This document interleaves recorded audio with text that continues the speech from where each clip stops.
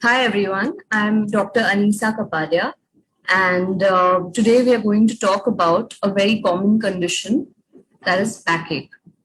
So today, being World Ankylosing Spondylitis Day, we thought it would be an appropriate topic because although this is extremely common symptom, most often patients with ankylosing spondylitis are often diagnosed quite late.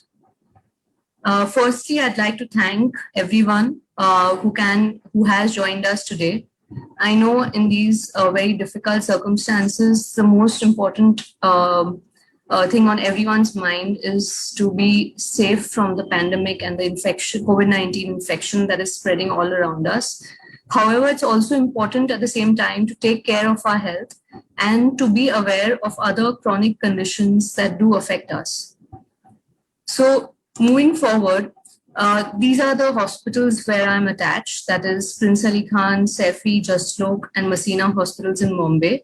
I also have my clinic, which is at Nana Chowk in Grant Road in Mumbai.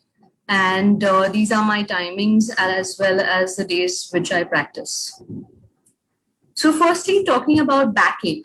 It's literally the most common reason for anyone to visit a doctor. And this is true for patients worldwide. It's in fact the highest number of disease associated life years that someone spends. So this is basically an index for worldwide measure of any disease. And of all the diseases out there, backache is the highest number of dailies. Even the years lived with disability, that is another index, is very high for backache, and it has increased substantially from 1990 to 2015. The prevalence for backache is so high that 60 to 70% of us can be affected in our lifetimes. It affects all ages, men or women, and it is the most common reason for someone to miss work. So, why do humans have back pain? We all know that we evolved from apes, and as we evolved, we went from becoming four-legged creatures to bipedal creatures. Our spine became erect, and this, of course, happened more than 6 million years ago. However, interestingly, anthropologists discovered that apes do not suffer from spondylosis. It is basically evolution that has done this to us. We can blame it to some extent. And the gain that has come from being bipedal has also come with pain. So evolution doesn't act to yield perfection, it acts to yield function. And the fact that we have erect spines also means that we do have back pain. So just a funny point here, but as we are evolving, maybe in the future we might become bionic or robotic individuals. That's still not happened. It might happen. At the moment, we are more creatures which are sedentary and which are often desk-bound. We lead extremely sedentary lifestyles, and this, of course, does cause a lot of joint and musculoskeletal problems. So, work from home, the most current lingo out there, isn't helping us either. You might be sitting on your desk for many, many hours a day, often in postures which aren't very helpful. You might be battling multiple things at home, and you may have small children. You may have a cat or two or a dog or two that demands your attention. And all of this, of course, doesn't help your spine. So what causes back pain? I mean, I think the number of the causes out there are probably more than 200. But just to break it down and simplify it, we can say that muscles, ligaments, or the spine itself, any structure that gets affected will cause pain. It might be a simple strain, or it might be arthritis of your spine. It might even be a bulging disc or an irregularity that you're born with. The sacroiliac joint, that is the joint behind your back pocket or near the buttock, is often affected and might be the cause of the pain. Or it may be something more sinister, such as infection or tumor. But most important, when you see a doctor for back pain, the first thing that they will do is try and rule out whether it is mechanical or inflammatory. I'll talk about each in detail.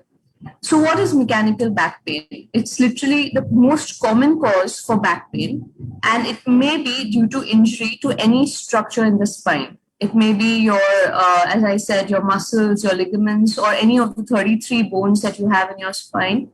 It most importantly is aggravated by activity. That means that if you do any form of exercise, your pain might get worse. It's improved by rest. This is a very important factor for mechanical back pain. However, if it involves the nerves that pass through your vertebrae, and if there is compression on these nerves, you may have pins and needles or sciatica, as it's commonly called, going down either of your legs. These are important symptoms, especially if they then progress to have weakness of your limbs, where you find yourself dropping objects or your slippers often slip off from your feet. These are very dangerous symptoms and should be immediately looked upon. If you have problems with urination and aren't able to control your bladder, or you have loss of sensation in your feet or hands, any of these symptoms require urgent attention. Because if nerve compression is not released on time, some of these problems can become permanent. But the more important topic that I want to discuss today is inflammatory back pain. And what are the important features of inflammatory back pain? This sort of back pain often begins in the younger years. So it's the younger adults in their 20s or 30s who often describe these symptoms. They also have very stiff spines, which are worse in the early morning hours. So they say that when they get up in the morning, they find it difficult to get out of bed or too difficult to get going. This often lasts for hours at a time. The pain can be bad enough to wake you up at night. This pain, on the other hand, is better after exercise and worse after rest. This is very important. It's difficult to turn in bed at night. So in Hindi, my patients often tell me कि करवट बदलने में मुश्किल होती है. Sometimes when the disease is severe, it can also cause weight loss, tiredness, even low-grade fever. Many of my patients have come to me after going round the block and being investigated for a lot of infections. And in fact, the fever was coming from the spine arthritis. They may even have pain in other joints. So most commonly, they might describe pain in their heels. This is a very common symptom. Or they might have pain in their buttocks. And this is where the sacroiliac joint that I mentioned earlier is located. So all of these features are descriptive of inflammatory back pain. This is different from your regular mechanical back pain. And this is where a rheumatologist's opinion is important. So this sort of inflammatory back pain often has some associated problems. And on first hand, this might seem completely vague and completely different from what the topic at hand, but it's important, and I'll come to that in a bit. So a skin condition known as psoriasis, and this often occurs on elbows, knees, or around the scalp, around the hairline. It can have lesions anywhere in your body. This is a condition that is often associated with ankylosing spondylitis or inflammatory back pain. This may be even present in your family members. So even someone like a far-off cousin, a second cousin who has psoriasis, makes the history and the diagnosis very important. The other condition that we look out for is uveitis, where there is a middle layer of your eye called the uvea, which gets inflamed. This is a condition often associated with ankylosing spondylitis. All patients don't always suffer from this, but if a patient describes this and has back pain, again, it should ring a bell that this could be ankylosing spondylitis. The third thing to look out for is something called as inflammatory bowel disease. The common names are ulcerative colitis and Crohn's disease. This can be from mild to quite severe, where patients describe a very severe diarrhea, weight loss, and they often describe inability to eat many normal objects. Some patients even have low-grade inflammation and not full-blown inflammatory bowel disease. So basically, the ankylosing spondylitis is more of a spectrum where psoriasis, inflammatory bowel disease, and uveitis all fall under the same umbrella. We always ask patients for a family history, and this is extremely important. Ankylosing spondylitis or inflammatory back pain is often found to run in families. All family members may not have the same symptoms, but they may have plus or minus of any of these conditions. So they may have arthritis, back pain, uveitis, psoriasis, or IBD. Getting a history of any of these conditions in the family makes the diagnosis easier. So what happens in AS? The normal spine has vertebrae, it has discs in between, and ligaments that run on both sides. In early ankylosing spondylitis, you get inflammation around the spine in the ligaments, and this inflammation is what causes the stiffness in your spine. If this goes uncorrected, the fusion that occurs over time leads to the immobility of the spine, and as a result, you get a ankylosis or fusion of the spine. This happens over many, many years, and there is plenty of time in between for a patient to be diagnosed, treated correctly, and this amount of ankylosis to be prevented. So this is what we are trying to prevent. This happens, as I said, over decades, and it should be picked up early in order to prevent spine deformity and disability. So yes, ankylosing spondylitis is one of many autoimmune disorders. And as some of you may know, an autoimmune disorder is where your own body cells attack your body's structures. So in ankylosing spondylitis or in these group of conditions, the white blood cells of our own body attack either the ligaments of the spine or any joints anywhere. They may even attack the eye, or they may attack the lining in the intestine, causing the inflammatory bowel disease. So this is where we describe this condition and we call it an autoimmune disorder. So how is AS diagnosed? This is the most important question. What it requires more than anything else is a thorough history, a thorough clinical examination by a doctor who knows what they're looking for. Of course, x-rays are very helpful. We often ask for x-rays of the spine, but also of the sacroiliac joints, because these are the joints which are most commonly affected. We may ask for blood tests, such as a complete blood count, but also inflammatory markers, such as ESR and CRP. These often give us clues. So if you have inflammation in your spine, you may also have inflammation in your blood, which is reflected via the ESR and CRP. Only if needed, if these are not enough, only then we ask for an MRI scan. So it's very important to understand that MRI is not absolutely crucial, but it does help for the diagnosis, but only when your history of clinical examination is not typical of the symptoms. So those of you who do know about ankylosing spondylitis will also be aware of HLA, a test known as HLA-B27. It's a blood test, and yes, it is a genetic test. In certain countries like the UK, they often ask for consent before this blood is collected. What it does show is basically an increased risk of certain autoimmune conditions, the ones that I mentioned prior to this, that is AS, spondyloarthritis, uveitis, that is the eye inflammation, inflammatory bowel disease, or psoriasis. It can occur in multiple family members. By itself, it is not diagnostic of anything. So if you have no symptoms and if you have this test HLA-B27 that is positive, it does not mean anything. 7 to 8% of normal adults often have a positive HLA-B27. However, it does mean that you are at an increased risk and you may develop it in the future. At the same time, if this test is negative, it does not rule out ankylosing spondylitis. And more than anything, this is what I want to emphasize. The other important point to note is that AS can also occur in women.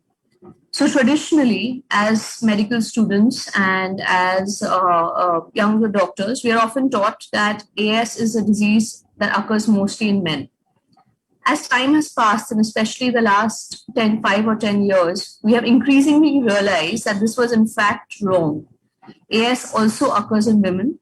In fact, women often have very different symptoms, as obviously women are a different species, many men would say, but we have an atypical presentation. And as a result of this condition often goes undiagnosed. I have seen so many patients who come to me with the symptoms of AS, and their disease has gone on for at least more than 10 to 12 years before someone made a diagnosis. So even doctors miss this, I will say this. And in women, many times HLA-B27 can be negative. So women's pain is often ignored, not only as far as AS is concerned, but as far as many medical conditions are concerned. And one thing that I want to create awareness about is that yes, AS can occur in women. And if you are a woman who has the symptoms suggestive of an inflammatory back pain, you must seek help. So all these things, of course, sound quite scary. Many patients often feel dejected when they are told that they have AS. However, I want to give hope to these patients to make them realize that there are so many treatment options, so many treatment modalities, that the kind of spine fusion that we talked about is now historical. It doesn't occur anymore as long as a patient is diagnosed early. So if we pick up the condition early, in fact, the deformities that I showed in the earlier slide can be completely prevented. You can reduce the disability that has been commonly known with AS. The newer treatment options that we have, which were earlier, some of them were even unaffordable, are now affordable, and they work very, very well, and they can be offered to a wider spectrum of patients. Complications of AS can therefore be avoided. And I mean complications which basically lead due to fusion of the spine and lead to fractures and dislocations. These can all be avoided as long as the condition is diagnosed early. So yes, there is a lot of hope because of the newer medications that I mentioned. The exercise that is recommended for AS, this is another very important topic. Most of my patients, when I tell them that you have AS and you need to exercise, they often say, oh, should we start physiotherapy? And yes, while physiotherapy really helps in the acute stages, the most important thing is to pick an exercise, whether it may be swimming, it may be any sport such as badminton, or it may be jogging or just going out to the gym and working out. Of course, that's not possible right now, but eventually once we're out of the lockdown, that might be possible. The most important thing is that exercise is an important medium to control the inflammation that occurs in AS. It actually has been shown in various studies that it can reduce the inflammation and the pain to a large extent. Of course, you should avoid any other habits such as smoking, which will prevent the treatments from working and also cause any other diseases such as lung problems. Maintaining a healthy body weight is always important, and this prevents you from getting any other medical conditions such as diabetes or blood pressure. So today is World Ankylosing Spondylitis Day, and it's a very good time to create awareness about this condition. Even if you may not have the symptoms, but you know someone who has these symptoms, tell them about this possible condition and ask them to seek help by seeing a doctor. So with this, we end this small presentation and we can take questions. I'll try and see if there are questions in the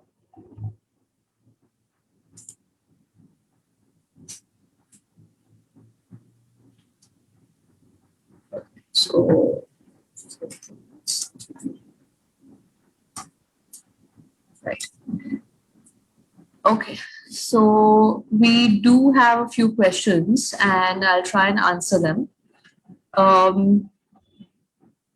So someone has asked me if AS can be cured completely or back pain can be cured completely. And I think that's a really good question. most of our autoimmune conditions cannot be cured completely. They can be controlled very well.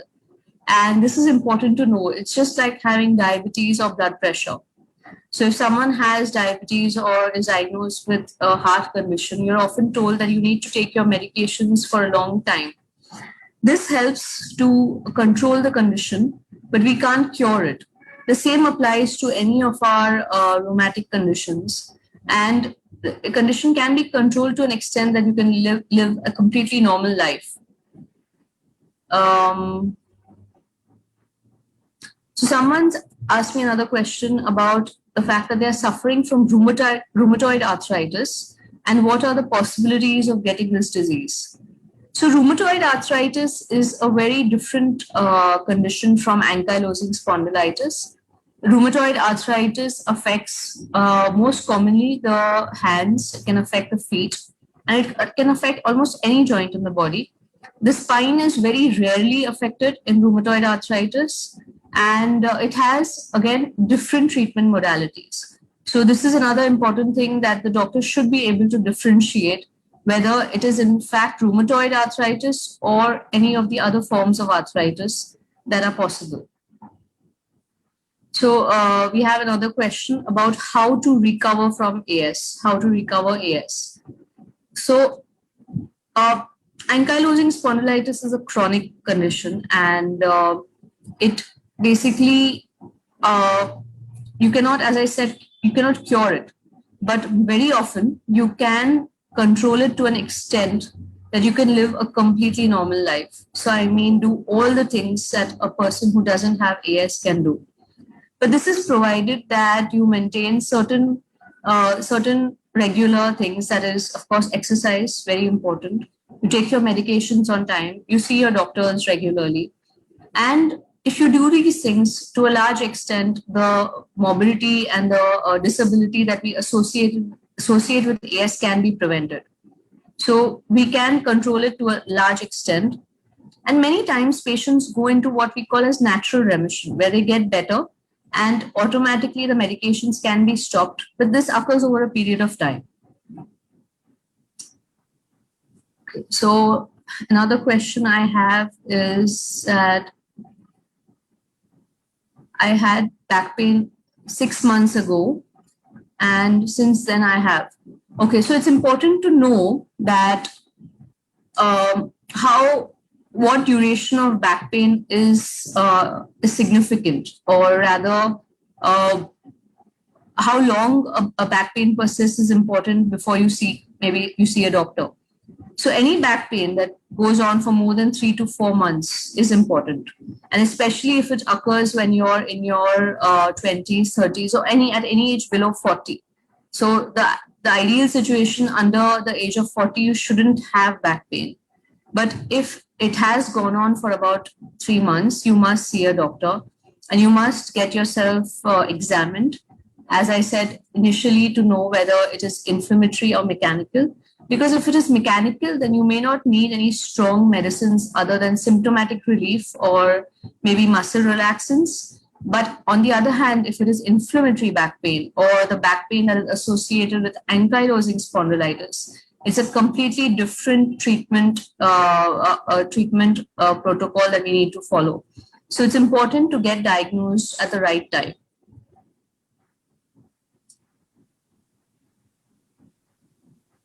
So someone wants to know more about ankylosing spondylitis, and I may not have been able to cover the entire information that is available out there. However, I do have a website where I do regularly post videos and informative articles. It's www.dranisakapadia.com. And if you visit that, you'll find some more information about it as well. Also, please feel free to email me on dranisakapadia@gmail.com, and I would be happy to answer more questions later on. So someone's asked another question that ye bimari hoti kyun hai? Very good question. I think this is a really good question, Anjali. And the simple answer, or the straightforward answer, is what we doctors often say, GOK, or God only knows. So there's no there's no 100% answer for that. However, there are many theories. So one of them, of course, I told you that it is a genetic component. So HLA-B27 does run in families. And we know that many family members can be affected, but at the same time, often AS is diagnosed without any family history as well. Certain other theories have been put about. That is, one is you might be exposed environmentally to something, or you might have some other genetic predisposition other than HLA-B27. So all of these possibilities are there, but doctors don't yet 100% know why autoimmune conditions occur. So someone has asked me that they're already going through the arthritis and medications, but their upper back pain is they're suffering from a lot of back pain currently. And is this going to impact the body day by day? So I think this is an important question. I will answer this in detail. Although we have medications for AS, and as I've said that they do help to a large extent to control the disease, there are natural ups and downs that do occur in any rheumatic condition. So we can't 100% cure it, but we can control it. But even while controlling it, there might be natural flare-ups of the disease. When this happens, you mustn't give up hope. You must consult your doctor. You may need maybe temporary non-steroidal or anti-inflammatory or painkiller medications, which you can take. As long as you take it for a short duration, it won't have any long-lasting side effects. The important thing is to, even if you need to take the painkiller, but take it and remain active. Because as I said, activity actually helps to control the inflammation and to reduce the pain and stiffness. And you will find that automatically within a few weeks or maybe even few days, you might get better. However, if you don't get better, maybe over a span of weeks, then you might need to again consult your doctor and find out if the medications need to be changed. So does body weight play an important role in back pain? Yes, body weight plays a very, very important role in back pain, both inflammatory and mechanical back pain. So we must understand that our spines and our joints were designed for back or for a body weight that was normal for your height. And if that exceeds that number or that value, there's increased load on your spine as well as your other joints, such as your knees and hips. All of this leads to a wear and tear of your joints. And if you already have, say, ankylosing spondylitis, this will get aggravated by leading to more wear and tear. And also, the obesity or the increased weight is also known to cause inflammation. It increases the inflammation in your body. All of this causes worsening of back pain. Most importantly, also, it may even cause other medical problems such as diabetes or blood pressure. And all of this in totality will basically worsen your health. So maintaining a body weight which is normal for your height is very, very important and something that we must all try and do, whether we have back pain or not, but specifically if we have back pain. Someone has asked me, when I walk for about 10 minutes, I get pain in my tailbone. What is the treatment? So the tailbone is basically part of your body which we call as coccyx. So basically in the spine, the last part of the spine is coccyx, and when this gets inflamed or there's any strain around it, we call it coccydynia. This can occur in normal patients. It's not necessarily part of ankylosing spondylitis or any severe disease.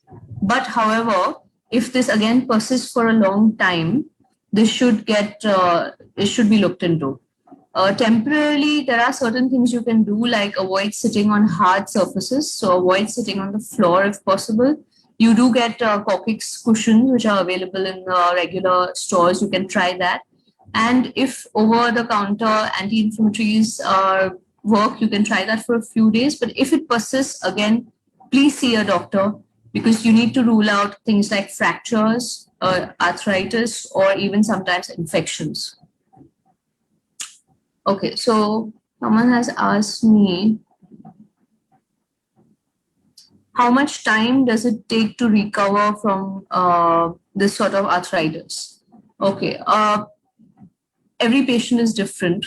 All patients respond differently to medications, and many times doctors are not able to really predict whether it might take a few weeks, a few months, or sometimes even longer. But the bottom line is there are lots of treatment options. So what we doctors try to do is go through options systematically. So we try the simplest option first. We say give you the least medications that are possible, and we need to take it for enough time to know if this works or not. And what I do is I reassure my patients. I tell them that there are other options, but I need to try it out for enough period of time before we give it up and say it doesn't work. Um, Many times, as I said, patients tend to go into a natural remission. So even naturally, your disease can get better. And this may not be linked to the medications. It may just be the natural course of your disease. But the bottom line is every patient is different and every patient responds differently. So as we go along in the course of the disease, we come to know who's going to respond to what medication. So someone's asked me, does the AS pain occur at a particular point of the spine or all over? This is a very good question. AS can affect any part of your spine. Most commonly, however, it affects your lower back or your lumbar spine and the sacroiliac joints. That is the joint which is basically behind your back pocket or the buttock. This said, it can affect even other joints in your body. So many people have a pain in the elbows, pain in your heels. You can have pain in your knees or even your fingers. It can be almost any joint. But in the spine specifically, the lower back is commonly affected, but even the upper back and the neck can also be affected. So another question is that I am going through menopause and I regularly get pain in my tailbone. Okay, so this is a good question, and I'll try and answer this. Menopause is a time where women go through a lot of fluctuations in their hormones. The normal hormones of that is estrogen and progesterone, which basically are at a certain level before menopause, suddenly dip once menopause occurs. Estrogen and progesterone are both very important for bone health. When this level dips, you can experience a lot of different symptoms, including joint pains. It is known to occur. And certain people experience very specific symptoms, as you mentioned.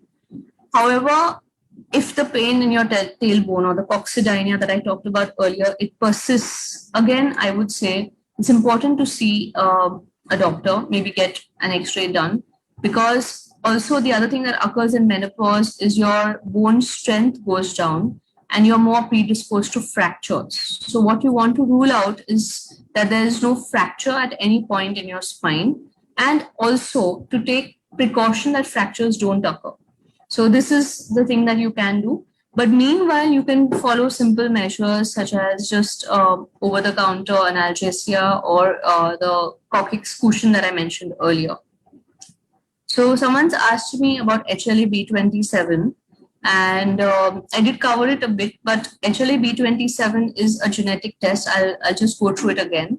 It is a genetic test, it's a blood test, and while historically it has been associated with ankylosing spondylitis, we now know that many patients may be negative for HLA-B27 and still have ankylosing spondylitis, and vice versa, that you may have HLA-B27 and may not have ankylosing spondylitis.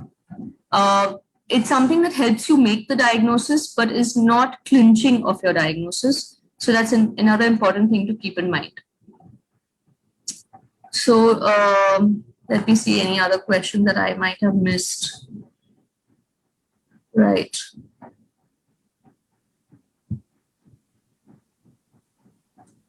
So someone's asked me, sub back pain bone wala dard AS hota hai. Okay, so this is an important question. The question basically says that whether all back pain is always AS or all bone pain, or basically all back pain, whether it's AS or not. And I would say no, it's not always AS. It's very important actually to differentiate whether it is AS or whether it's some mechanical structure. The most common cause for back pain even today is still a mechanical. So basically, if you're sitting for long hours, if your posture is not correct, or you've lifted something heavy and you suddenly experience back pain, that is more likely to be a mechanical back pain, or basically it may be a spasm of your muscles or ligaments. However, if this any sort of back pain persists, it goes on for longer, for more than a month, or specifically if it goes on for more than 3 months. If you're younger than 40 years of age, if the pain wakes you up at night, if you find it difficult to turn in the bed, means karwat badalne mein mushkil hoti hai, all of this is important, and you should immediately see preferably a rheumatologist who can diagnose you. Another important thing to emphasize is if there's someone in your family, say your father, your mother, or your brother, anyone who suffers from back pain or suffers from the other conditions that I mentioned, that is psoriasis, uveitis, so skin problems, eye problems, or intestine-related problems. All of these things point towards ankylosing spondylitis, and you must go and see a rheumatologist. Okay, so I think we've answered a lot of the questions. Hey guys, so There are many points that we may not have covered in this topic. Ankylosing spondylitis is a very extensive topic, and there's a lot of research going on out there. Certain drugs known as biologics have actually completely changed the trajectory or the course of this disease. So we no longer, in fact, call it ankylosing spondylitis. We call it axial spondyloarthritis. So what is the difference? So as I had mentioned earlier, that the ankylosis or the fusion of the spine occurs over many years. And this used to happen at a time when we had no treatment. All doctors were able to offer their patients was that, yes, you have this condition, but we can't treat you. We can only offer you maybe painkillers, and we can tell you to exercise. So despite being diagnosed, most patients went into the ankylosis where their spine got fused, and that's how the disease was called ankylosing spondylitis. But as time passed and we discovered new treatments, we were able to treat patients early, and these days patients no longer go through that, and they don't develop the fusion of the spine, and therefore the name has now been changed to axial spondyloarthritis. So this is important, and I hope that this message is reached out there, that if you have ankylosing spondylitis or you've been diagnosed with this, don't give up hope. Know that there are a lot of treatment options. In fact, there are a lot of new treatments in the pipeline, which, if once approved by the American FDA, it will actually also may be a game changer for AS.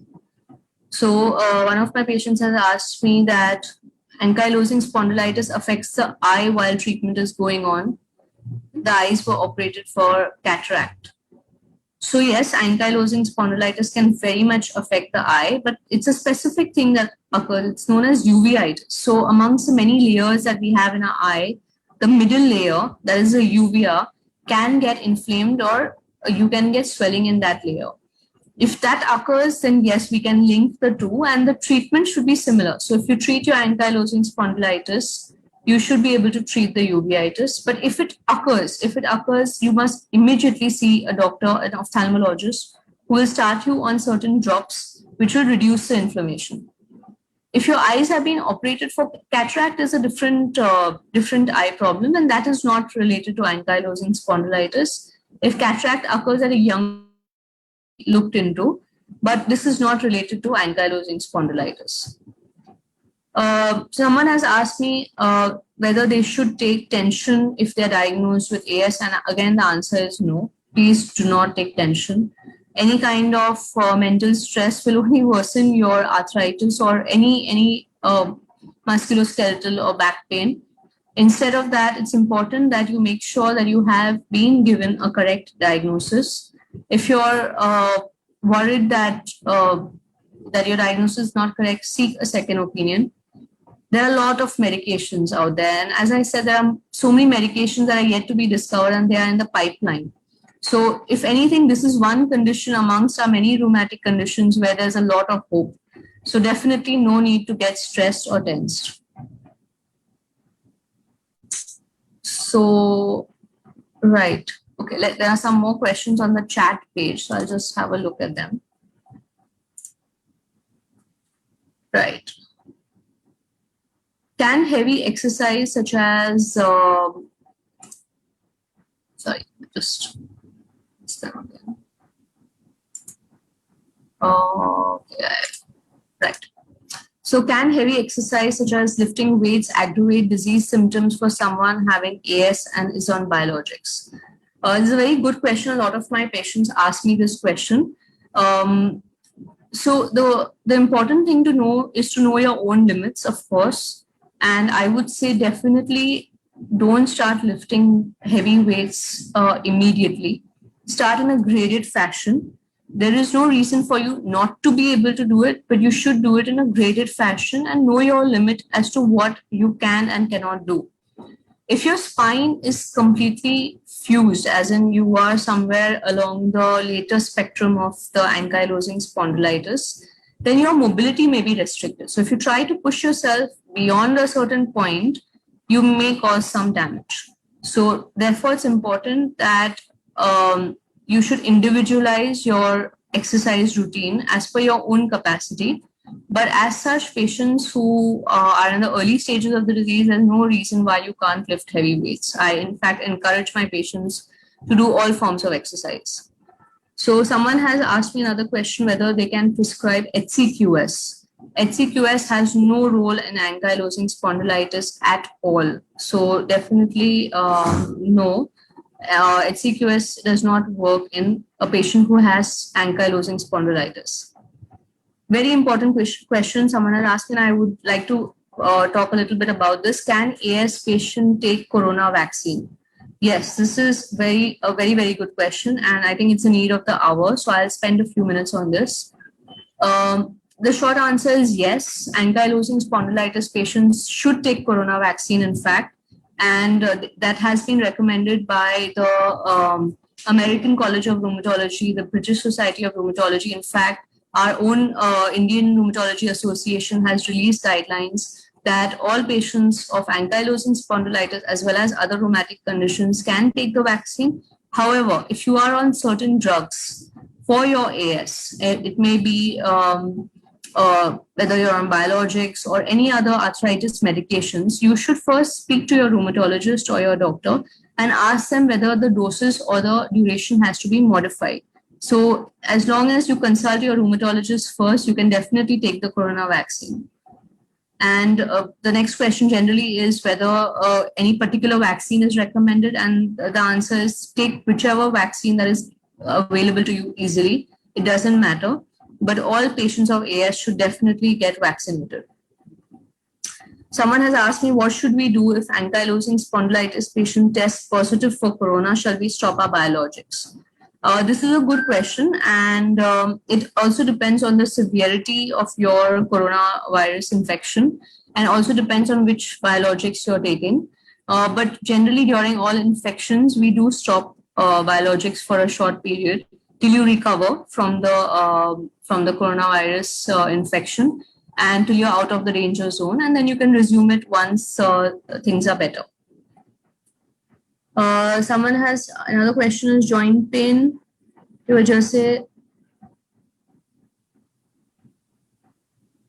So someone wants to know whether tooth pain can be connected to spondylitis or back pain, and I would say generally no. AS most often doesn't affect your tooth, but it can affect your jaw. So the jaw is also a joint. It's known as a temporomandibular joint. And this joint is often affected in ankylosing spondylitis and even other arthritic conditions. So yes, it's important to know where exactly you have the pain before we know whether it's associated with AS or not. Whether there is any reason again to worry, and I would say no, there is no reason to worry. There are lots of treatment options. As long as you're diagnosed correctly at the right time, there is absolutely no reason to worry. recovery from AS is multifold. It will depend on, of course, the exercise regime that you follow. It will depend on the medication that are prescribed to you. And all in all, there is nothing to get dejected or disappointed if you are diagnosed with AS. Ask your doctor the correct questions, and also do your own research, but be aware of all the fake information that is out there. Don't follow fake WhatsApps, or don't read anything which is not from an expert, because often that may mislead you. Is coughing connected to AS? So, coughing may not be directly connected to AS, but what happens is, because of ankylosing spondylitis, you might get affection of your of the bones or the joints in your ribs, and as a result of this, you may not be able to take as deep breaths as you can normally. So, in a way, your breathing may get affected. So this is the only way that it affects. AS is connected to your respiratory system. And the important thing to do here is, again, exercise. Make sure you don't smoke or don't do anything that can affect your lung health in general. So what can be done for the cervical spine? Whether exercises like yoga will help. So yes, yoga is a very good, gentle form of exercise, and I often recommend it to my patients, especially those who may not have as much movement. So if you're elderly or if you have very severe arthritis, yoga is a very, very good form of exercise. You can definitely do it. For the cervical spine specifically, if your cervical spine specifically is involved, you might initially have to learn some exercises from a physiotherapist before you're able to do it on your own. Are there any side effects of biologics? Again, a very good question.